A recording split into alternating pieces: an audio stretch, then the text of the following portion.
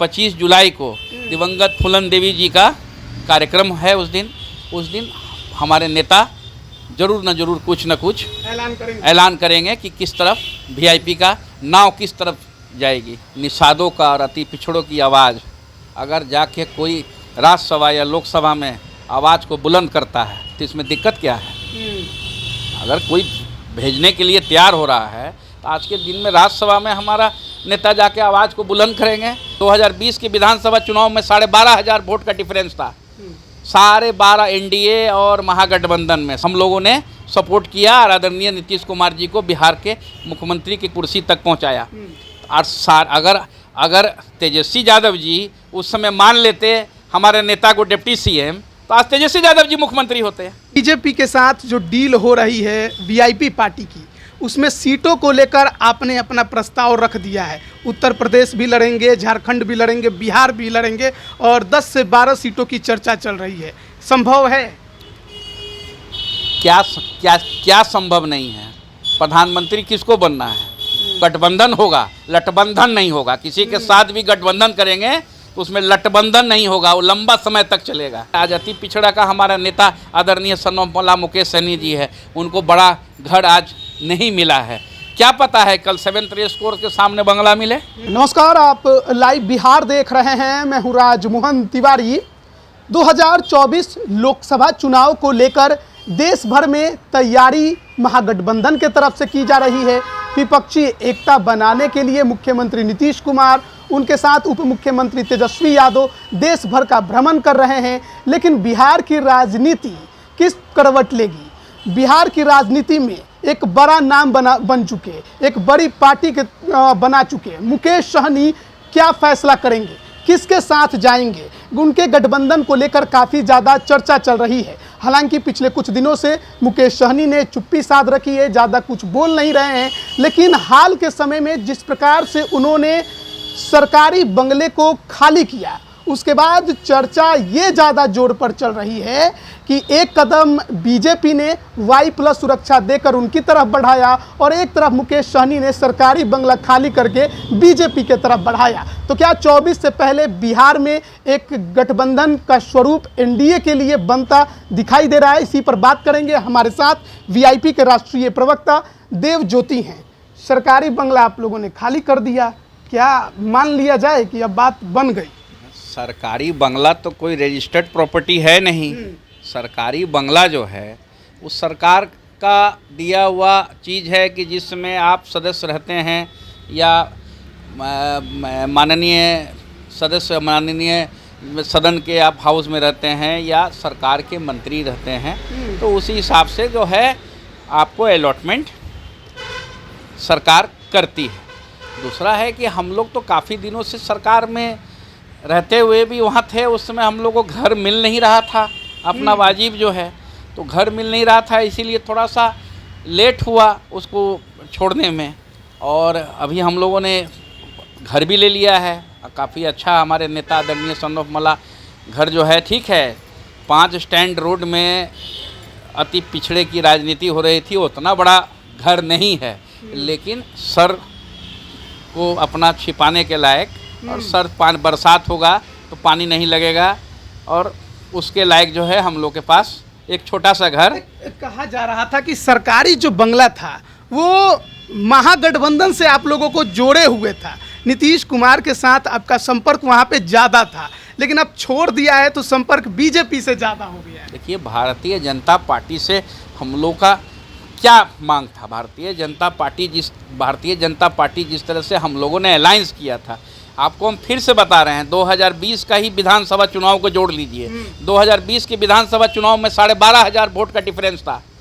12.5 NDA और महागठबंधन में 12,500 vote. आप सोच नहीं सकते हैं कि कितना एंटी इनकम्बेंसी फेस कर रही थी सरकार। उसके बाद भी आदरणीय मुख्यमंत्री नीतीश कुमार जी को हम लोगों ने सपोर्ट किया और आदरणीय नीतीश कुमार जी को बिहार के मुख्यमंत्री की कुर्सी तक पहुंचाया।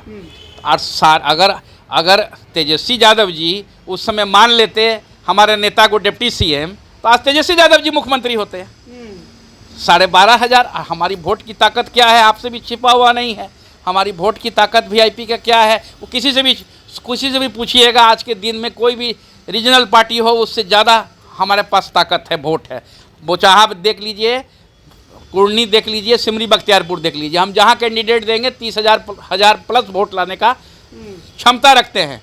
लेकिन हम किस तरह से वो वोट को 70,000 लाए, 80,000 लाए, 1 लाख लाए, उसके लिए हमारा एक कार्यक्रम भी चल रहा है, जिसमें हमारे प्रदेश अध्यक्ष बाल गोविंद बिंद जी उसकी नेतृत्व कर रहे हैं। वीआईपी चले गांव की ओर।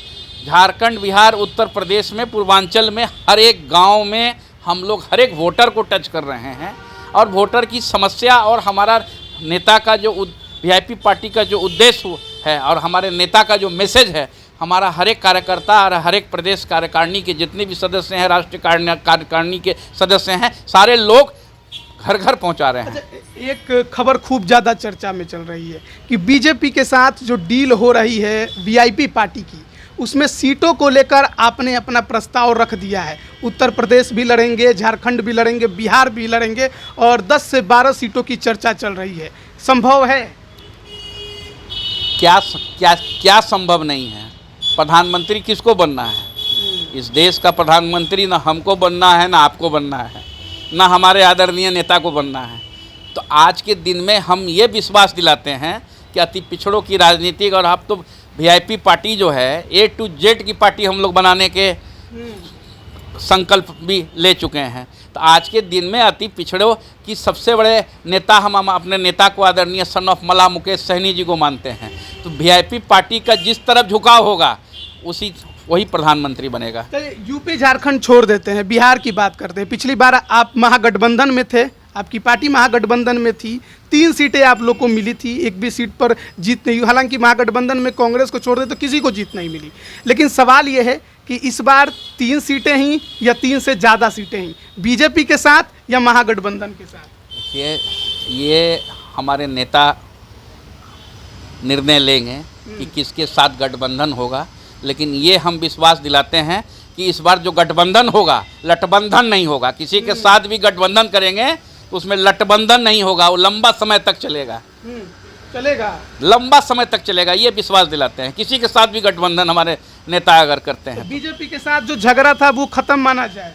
ये भारतीय जनता पार्टी के साथ हमारे नेता की अभी क्या बात हो रही है, शेष नेतृत्व की क्या हो रही है, नहीं हो रही है, इसकी जानकारी हम मेरे नेता से हम बात करेंगे, और विस्तार रूप से अगला जो आप पूछिएगा तो उसमें और कंफर्टेबली हम जवाब दे पाएंगे। एक और चर्चा खूब चल रही है कि जिसके साथ भी आपके गठबंधन की बात हो रही है, ये भी है कि मुकेश सहनी जी को राज्यसभा भेजने की भी चर्चा है। सच्चाई कितनी है? आज के दिन में पूरे देश का निषादों का और अति पिछड़ों की आवाज़ अगर जाके कोई राज्यसभा या लोकसभा में आवाज़ को बुलंद करता है तो इसमें दिक्कत क्या है? अगर कोई भेजने के लिए तैयार हो रहा है तो आज के दिन में राज्यसभा में हमारा नेता जाके आवाज़ को बुलंद करेंगे, पूरे निषादों का आवाज़ पूरे देश भर में बुलंद करेंगे। अभी हम 3 राज्य में ही सिमटे हुए हैं, 3 राज्य में ही हमारी पॉपुलैरिटी है, हमारा वोट है। अगर राज्यसभा जाएंगे तो पूरे देश की आवाज़ को हम लोग बुलंद करेंगे। सच्चाई लग रहा है आपके बात में? सच देखिए, राजनीति संभावनाओं का खेल है। राजनीति में कब क्या होगा। नीतीश कुमार जी मुहिम चला रहे हैं विपक्षी एकता की, देश भर घूम रहे हैं, बिहार में ही लग रहा है कि वीआईपी उनसे छिटक रही है। नहीं, छिटकने और नहीं छिटकने की कोई बात नहीं है। अभी तो हमारा पार्टी का पत्ता खुला ही नहीं है कि हम किसके साथ रहेंगे और किसके साथ जाएंगे। हमारे छोड़ने के बाद चर्चा तो यही है कि बीजेपी के साथ जाएंगे। बंगला जो है, बंगला छोड़ने का जो तो मिला नहीं था आप लोग को। बंगला छोड़ने का जो उद्देश्य है, आप किसी सरकारी, वो कोई रजिस्टर्ड प्रॉपर्टी नहीं ना था। आज आदरणीय नीतीश कुमार जी इस राज्य के मुख्यमंत्री नहीं रहेंगे तो क्या एक अन्य मार्ग में वो रह सकते हैं?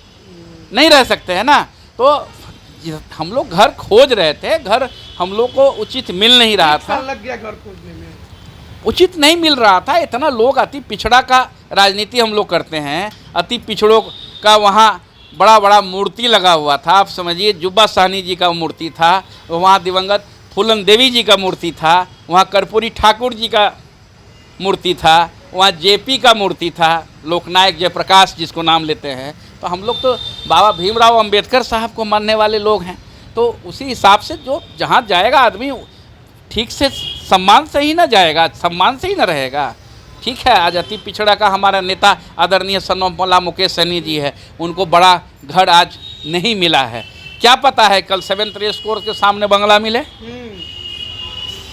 तो मान लिया जाए कि अभी मुकेश सहनी पत्ता नहीं खोलेंगे, अभी रहेंगे शांत, लेकिन 24 चुनाव से पहले जो पत्ता खोलेंगे बिहार की राजनीति में भूचाल लाएंगे। 25 जुलाई को जो है हमारे नेता हर एक लोगों से बात भी कर रहे हैं, हर एक कार्यकर्ताओं से बात कर रहे हैं, जितने भी पार्टी के हार्ड वर्कर हैं सारे लोगों से बात कर रहे हैं कि वीआईपी का किस तरह रुझान जाना चाहिए। और मुझे उम्मीद है कि 25 जुलाई को दिवंगत फूलन देवी जी का कार्यक्रम है। उस दिन हमारे नेता जरूर न जरूर कुछ न कुछ ऐलान करेंगे कि किस तरफ वीआईपी का नाव किस तरफ जाएगी। चलिए, बहुत बहुत धन्यवाद आपका हमारे साथ जुड़ने के लिए। तो काफ़ी बातें जो हैं वो लगभग साफ हो गई हैं। 2024 लोकसभा चुनाव से पहले मुकेश सहनी क्या करवट लेंगे, यह ऐलान हो सकता है कि 25 जुलाई को हो। ये बड़ी खबर हम आप तक पहुंचा रहे हैं। खुद राष्ट्रीय प्रवक्ता देवज्योति की तरफ से ये बयान आ रहा है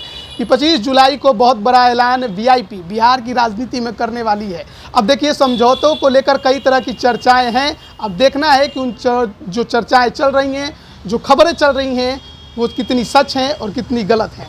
बने रहिए लाइव बिहार के साथ। आप सभी का बहुत बहुत धन्यवाद। लाइव बिहार YouTube पर सब्सक्राइब और Facebook पर लाइक जरूर करें।